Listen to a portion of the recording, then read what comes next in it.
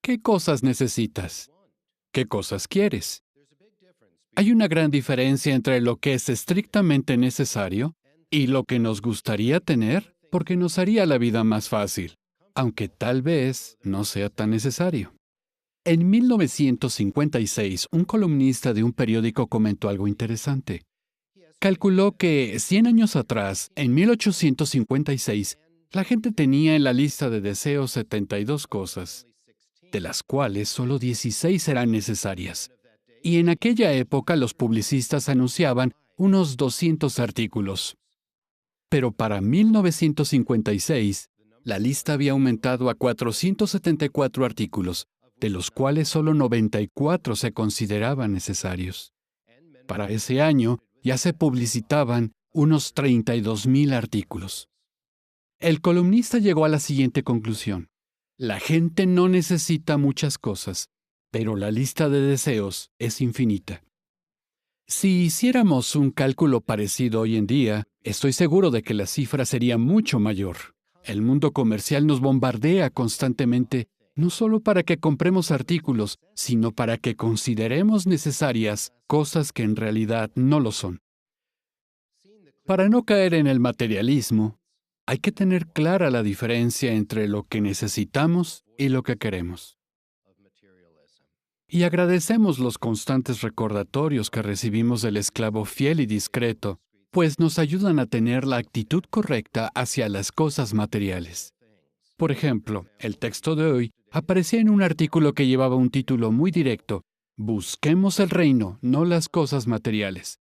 El texto temático era Lucas 12:31, que dice: Busquen continuamente el reino de Él y estas cosas les serán añadidas. Es imprescindible que tengamos fe en esas palabras.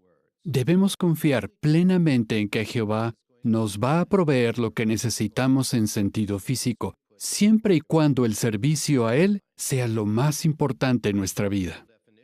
En este artículo había una definición bastante sencilla del materialismo en el párrafo 3. No decía que el materialismo sea tener mucho dinero en el banco, una casa grande o un auto de lujo. Decía que el materialismo es preocuparse por las cosas materiales en vez de las espirituales. Así que tiene mucho que ver con nuestros pensamientos y deseos. Por eso, preguntémonos, ¿en qué pienso la mayor parte del tiempo? Cuando estoy con mis amigos, ¿de qué cosas hablamos? Como se mencionó en los comentarios, el materialismo nos puede afectar a todos, hasta a precursores y betelitas. En el siglo I, afectó a algunos cristianos. Abran sus Biblias y vayamos a Revelación, capítulo 3.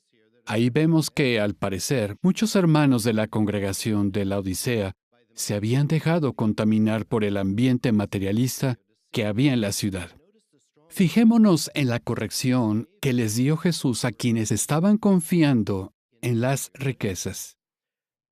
En Revelación 3:17 leemos: Porque dices, soy rico y he adquirido riquezas y no necesito absolutamente nada.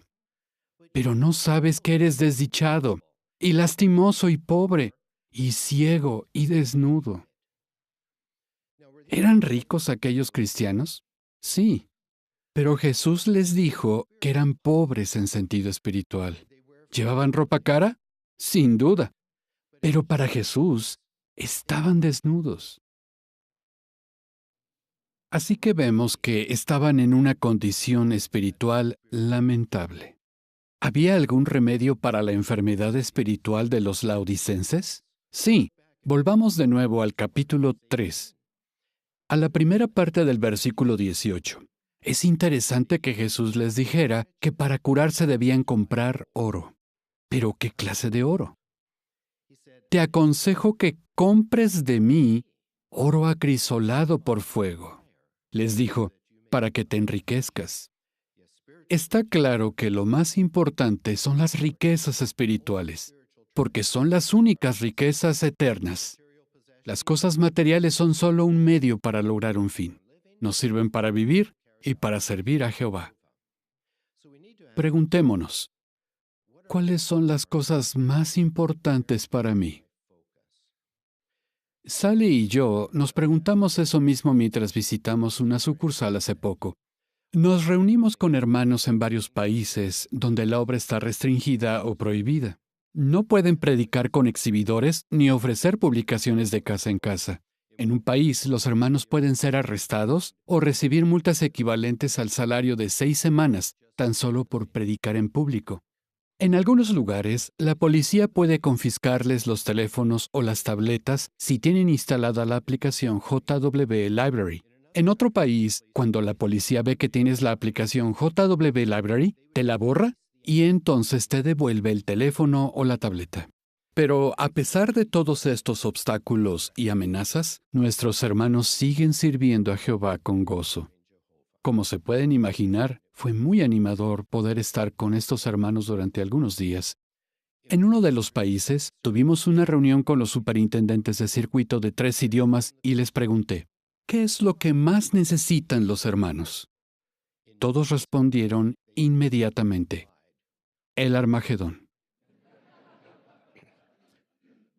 Eso me recordó qué es lo más importante. A esos hermanos no les preocupan las cosas materiales. Para ellos, cada día es una batalla por sobrevivir en sentido espiritual. Mantenerse leales, ir a las reuniones y predicar informalmente. Estas son las cosas más importantes. Así que lo que nos recuerda Proverbios 11:4 es muy cierto. Las cosas valiosas no serán de ningún provecho en el día del furor, pero la justicia misma librará de la muerte. Puede que les tengamos cariño a algunas cosas, que las valoremos mucho, tal vez algo que hayamos heredado. Pero no deberíamos pensar que vamos a sobrevivir a la gran tribulación con esas cosas, por muy importantes que sean para nosotros. Busquen conmigo, por favor, Jeremías capítulo 45 y leamos el versículo 5. Este texto nos va a ayudar a mantener el punto de vista adecuado en cuanto a las cosas materiales. Las palabras que se encuentran ahí fueron dirigidas a Baruc, el secretario de Jeremías. Leamos Jeremías 45:5. Pero en cuanto a ti, tú sigues buscando cosas grandes para ti. No sigas buscando, porque, mira, voy a traer una calamidad sobre toda carne, es la expresión de Jehová. Y ciertamente te daré tu alma como despojo. No sabemos si esas cosas grandes que Baruc quería eran cosas materiales. Pero lo que sí sabemos es que cuando estalle la gran tribulación, todos estaremos agradecidos de que se nos dé la vida como despojo. El que sobrevivamos o no a la gran tribulación dependerá en parte de cómo respondamos a estas dos preguntas. ¿Qué cosas necesito? ¿Qué cosas quiero?